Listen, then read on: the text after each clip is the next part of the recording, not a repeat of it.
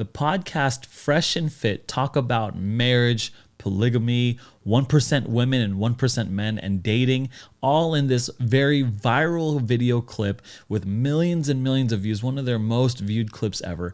And in this video, we're going to react to it with a Christian perspective. If you like these type of videos, my name is Aaron. Welcome to the channel, and I'm glad you're here. I appreciate you watching, and let's get right into this video. Oh, and hit subscribe and hit the bell and all those things. Let's get right into this video.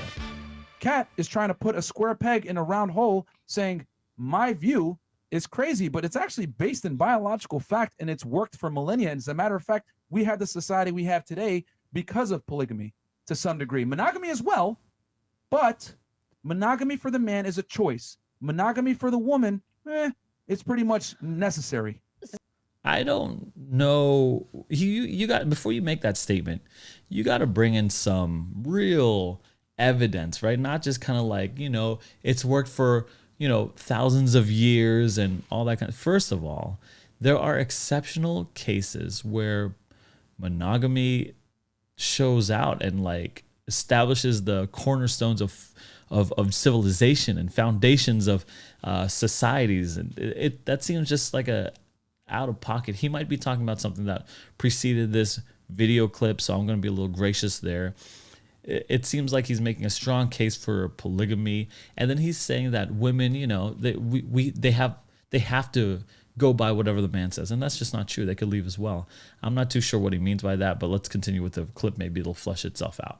So, what facts do you have to say that polygamy works?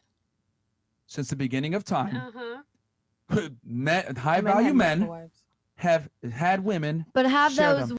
Yeah, see, again, you have to bring the context, you have to bring in historical records, you have to bring in, because even in the Bible, whenever you have somebody who marries multiple spouses, multiple women, it turns out very badly for generations, for the whole family, for the kids, for society.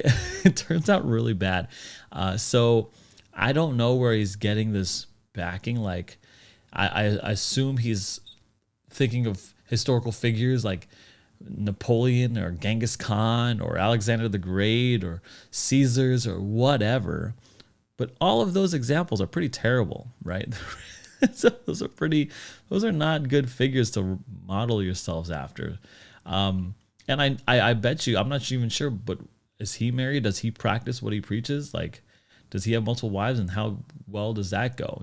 So let's just keep going. Maybe this will flesh out. women actually been happy? Like, okay. aren't we talking relationships on a basis of whether Kat, or not we're both happy? Irrelevant. Kat, I'm gonna be irrelevant. Marriage? I mean, I'm not gonna be sharing no man unless I'm happy. Okay, Kat. I want to be happy. I want to be feeling like the attention's on me. Okay, well, Kat, here's the thing. See, and I'm gonna show you how crazy your argument is here in a second. But marriage is not about necessarily happiness. It's about duty of raising children that are gonna be contributing members of society. That's what marriage is about. Only in the West. Okay, only in the West do we have this crazy concept that we need to be happy at all times within marriage. Raising your children in a stable household and giving them food to eat and a safe home to be at should be where you derive your happiness. And when you break the family apart, which is what's going on in the West, single mother households, etc., things get fucked up and kids end up fucked up. Yes. It is what it is. Yeah. I don't understand his argument here either. He's arguing for polygamy, and he's arguing that, you can't break up the family, and yet when you have separate families, you're broken. It doesn't make sense. If you're only locked into one place, and so if you have a family in the Ukraine and a family in China and a family in Brazil and a family in America, 4 spouses, they are single mother households in those spots.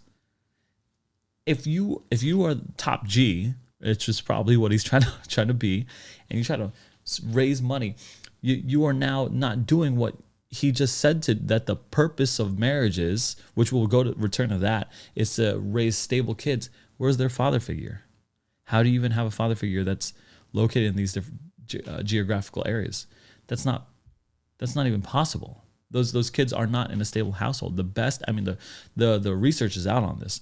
The best by far stability for a child in a household is where, you know, they have a man and a woman, loving married couple raising the family together. That is the most stable household. So even his own logic and argument really breaks down if you just take a real quick second to just be like, what are you talking about, my man? Like, you're arguing for polygamy, you're arguing for, but polygamy is the antithesis for a stable household and raising kids. Now, you're saying that I understand that he was saying like, happiness is not, you know, the only thing to strive for, which in a sense it is. I come from a Christian worldview, a biblical worldview. And so to me, marriage, the priority of marriage is not happiness, and it's not even raising kids, because what happens to the people who are, infertile, who can't have kids? What happens to those people? Or what happens with a marriage that you're too old to have kids? You know, like, is that marriage just useless now? That doesn't make sense either. That breaks down. What marriage is supposed to be from a biblical framework is to reflect the love that God has for his people, that is committed, that is never leaving, that is fierce, that is unending. That then, if you have those characteristics within that framework, that's when true happiness is found. So she's right to seek happiness, but happiness comes as a byproduct from the security of a committed relationship, saying that I have sworn my vows to you, I've committed to you, and I'm not going anywhere, and you are the only one. That's that fierceness, that's that like focus on her. And what she was saying is the attention is on me. What I think her heart is saying is like, I want a committed relationship where I don't have to feel like you're about to leave at any time, or I have to keep up my appearance or my youth, which is impossible, in competition with other women. Like that is actually the cry of her heart right now. She's not doing a good job of articulating that because she doesn't have a biblical framework to do so, but even the internal desire and need is still there. So if you want happiness in a relationship, it is but a byproduct from the committed safety of the vows that marriage establishes, and what makes marriage unique and different in the first place is that commitment, is that fidelity, not polygamy. Now, going back to what you said you want a man that makes $300,000 to $500,000 a year, is going to basically never say no to you and let you live the lifestyle that you want. He doesn't have to say no. I'm saying my lifestyle is never going to allow me to say no to myself. Okay. The point I'm trying to make is this. I'm just giving you your standards, right? You want a guy, pretty much the man you described as a 1% man. Now, I did not challenge you on your preference. I said you have your preferences. I'm also a 1% woman. Okay, let me finish my point, and then I will give you in a second why that is irrelevant from what you're saying. So you want a 1% man, okay? You want a man that makes a lot of money, successful, ambitious, can provide you a certain lifestyle. I countered and said, you can want that, but the consequence of dealing with this caliber of man, who's rare, is you're gonna have to share him, okay? You don't like that. You want him to be exclusive to you. So you're hoping that you'll find one that's going to meet these requirements, which quite frankly is slim to none. I understand that my environment is not conducive to what I want. So what am I doing? You're operating on possibilities. I'm operating on probabilities. I know if I go to the Middle East, where things are different, the women are actually held to a standard, right, to become good wives and mothers, etc. I am going to increase my probabilities of getting what I want. And I am willing to travel and make some sacrifices to make it happen. You are not, though. You want to basically get this top tier man. You want him to be committed to only you, and you want a certain lifestyle where you can't necessarily be told no. That's a possibility, but it's slim. So you can do what you want, but at least what I'm trying to do is actually probable to a higher degree, and I'm making overt actions to make it happen. Bam. Ether. Okay. Fire. Listen, what he's doing is a little bit weird to me. He's saying that he's equating that someone who's rich and powerful and high quality of a man is automatically a polygamist, automatically will want, at least doesn't want to settle with one woman, will have that desire, insatiable desire to be with multiple women because he's rich and powerful and he has these options. And then he talks about how women are held to a higher standard in the Middle East. And I'm like, men need to be held to a higher standard too, my man. If it like from a man to another, I'm not holding women to a higher standard. I'm holding men to that higher standard. And I think he's missing two critical things within his framework of understanding marriage. The first one is true love. True love demands exclusivity. If it was true love, it will change the course of your thinking, and it will seek out the betterment of the other person. True love wants best for them rather than for you. And so what's best for them is that they feel safe, they feel comfortable, and they feel like they're the only one in the world. That's when true love shifts. So I think it's clear that he's describing something that's not made, whether he's truly been in love with a woman before or not. That's his prerogative. He's not talking like it for sure, and he's not reflecting back to those times of if he was truly in love with the woman. Everything else is gone. Your boys are gone. The job is out. You got to like shake yourself into like back into that. I mean, truly. And so that's what true love really like entails. So I'm not sure if he's a parent. I have no idea. So I don't want to assume that kind of stuff. The second is if the first crucial thing he's missing is the understanding of true love, and men can understand true love. Rich, powerful men understand true love. The second is fear of God. I know very, very rich 1%, 0.1% of the world, right? Men who fear God, who love God, who are committed, who are more afraid of God, and following Him and trying to be holy and trying to be like Christ and trying to be like Jesus, have a bigger fear of God than they have a fear of man, or even have an appetite to have multiple women. That just doesn't exist. I've met these guys. They're my friends, my personal friends. And so I think that he doesn't know those two things. So he couldn't even possibly comment on that. So I hope he finds that he finds, that those virtues eventually. And he's just saying, like, it is what it is. Higher value men will find and seek other women. And yes, that's true, except for when those two things shake you up and change your course of action and your frame of mind and renew your thinking, is true love, and when you find the fear of God. And when I say fear of God, I really mean a relationship with Jesus, with God, with the Bible. But some people don't believe that, so I just want to say fear of God. It's more general. Anyway, let's keep going. I have a question. Yeah. No. Did you have anything you want to say on that, Kat? She's nice. I mean, you can. I know that, but I want to give her a chance to rebut that. All I'm saying is that the more that I feel that it's not possible to find the things that I want, the less that I'm going to have my eyes open to the opportunities that will give me what I want. So, I mean, I'm not going to settle until I get what I want. Okay, that's fine. And I mean, Nothing wrong if with that. I'm going to provide the lifestyle that I want, then I want to make sure that I'm finding somebody that's also going to want the lifestyle that I want to live. And whether or not he can provide for that, he still needs to be on board with the direction I want to go. Question. Whether or not he wants to build that empire with me, whether or not he already has that empire built, but it's going to be where I want to go in my life. Okay. Well, okay, so you want a very successful man that makes that kind of money to build an empire with you that's going to be monogamous to you. Hey, we can all dream. If we both have the lifestyle that we both desire, why are we not going to want to do it together? And if we have that love for each other, then why are we not going to be able to be man was already successful monogamous when you found him and isn't going to change his course because of you. That's the difference. I mean, but I'm already successful. Yeah, but he's significantly more successful than you. He's made a lot. He's made, the man you're looking for is making quite a bit of money. Here's the thing, ladies. You don't make $300,000 to $500,000 a year working with a woman. You do that shit by being ambitious and being willing to do it by yourself. The girl can come in and maybe compliment you, help you build it even more. But when you get to a certain level, you're self-sufficient. You don't need help anymore. Right. Okay? The caliber of man that you're chasing is a type A, assertive, dominant male that doesn't need you. Period.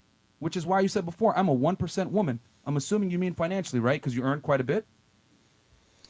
Yeah, I would even say he doesn't, the male that young lady is looking for doesn't need her for the finances per se, but he does need her to raise kids, to have the family, to have the home, to have the, that part where he can't provide for himself. He could provide the money, he could provide the lifestyle, but a woman can provide tremendous amounts more that money can't buy, right?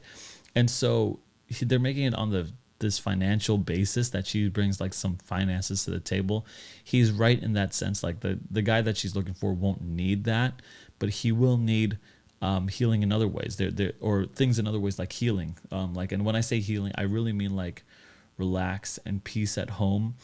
He's going to come home from hard days and difficult, things that he's going through, and he's going to need that, just that calming presence and voice in his life. And so, also they talk about like directions and priority in life. I think this is just indicative of our generation.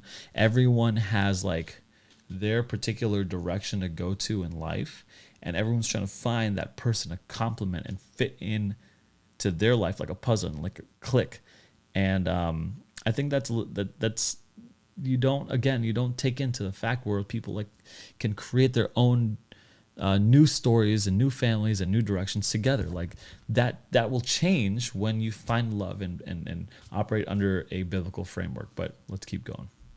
I mean, What makes you a 1% woman? That's what I was going to ask you. Being natural, my financials. Okay. Are you aware that men don't care about a woman's financials? What actually makes a woman 1% woman are things that women typically don't tend to highlight? At all. Compliant, feminine, attractive, fit. Willing to Would you? I mean, I not would say I'm, promiscuous. willing to not hear the words promiscuous, no. willing to hear the words no, following his lead. These are things that make a woman 1%. Attraction, ladies, is not symmetrical. I'm going to say that again. Attraction between the two genders is not symmetrical. If I want a woman that's feminine, submissive, and attractive, right, and cute, the woman is within her right to want a male that's masculine, dominant, and a leader. We complement each other. We're very different. The things that you want are what men want. You might say to yourself, I'm a 1% woman, but that's false. The market dictates your value, not you. I'm going to say that again because a lot of girls want to sit here and say, I'm a princess, I'm a 10. No, you're not, because the market dictates your value, not you. Men had to deal with this reality that the market dictates our value, because guess what? If I'm broke, short, ugly, girls don't date me. Exactly. So the market dictates my value. So as a woman, if a high value man isn't marrying you or proposing to you that you love, admire, and respect, the market is judging you as well. And now you're not of value. The problem is this: we live in a world where we tell women that they can do no wrong, they're perfect however they come, and they don't have to self-improve. And I'm here to tell you, that's a fucking lie. You got to self-improve just like us, and you got to bring value. The thing is, you guys are brainwashed to think your value comes from what we do. No, it doesn't. It comes from the opposite of what we do, because men need a woman to assist him in his mission, not your mission. Your mission is irrelevant. When he benefits, you benefit. When you benefit, he's immediately going to be pushed to the side. No girl wants to be with a guy that she can run all over. So a 1% woman does not exist unless she's alongside a 1% man, because your value is determined by the caliber of man you can attract. You can't self-proclaim you're a 1% woman. Guys, this podcast, if it's just nothing else, invest in dog food and cat food and save your money. And Kat, that's just so I'm being very honest with you about how certain guys think, and it is what it is. Like, these are uncomfortable realities that women don't know. I respect it. I mean, I'm taking it all in. Like, hearing other opinions and hearing a debate is. Men are scared to speak like this. They can't speak. Okay, so he's talking about having a 1% woman. First of all, I think that's pretty right. The things that women think that makes them a 1% woman is not what guys would say is a 1% woman. I'll tell you, let me add to that list: committed, right? I would say healing, good conversationalist, not naggy, wise, motherly, nurturing, supportive. These are aspects that might be missing in a lot of women nowadays. And if women do develop those instincts or traits, they will be 1%. Trust. And the second thing he was talking about was the mission. Like, her mission apart from the guy is irrelevant. That's silly, because the mission changes when they become married, right? To become one flesh. One flesh has one mission. And so that mission, but they just carry out their different roles in that same mission. If that mission is to build an empire and have a family, have kids that respect, that are well raised, you know what I mean? Like, have morals, like that is a mission together that they could achieve.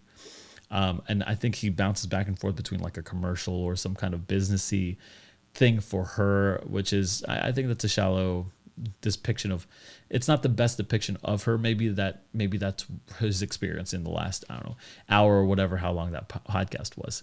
Anyway, let me know what your thoughts on what makes a 1% woman down below. What are the traits that a 1% woman would have in your opinion? And let me know if you're a guy or girl, because I think that'll matter in the long run. Anyway, thanks so much for watching. I really appreciate you watching this far, especially this long video. Hit subscribe, hit the bells, notification, give me a like button anyway. Thank you so much for watching. I'll see you in the next video. Check out the Andrew Tate video down below. Anyway, thanks again.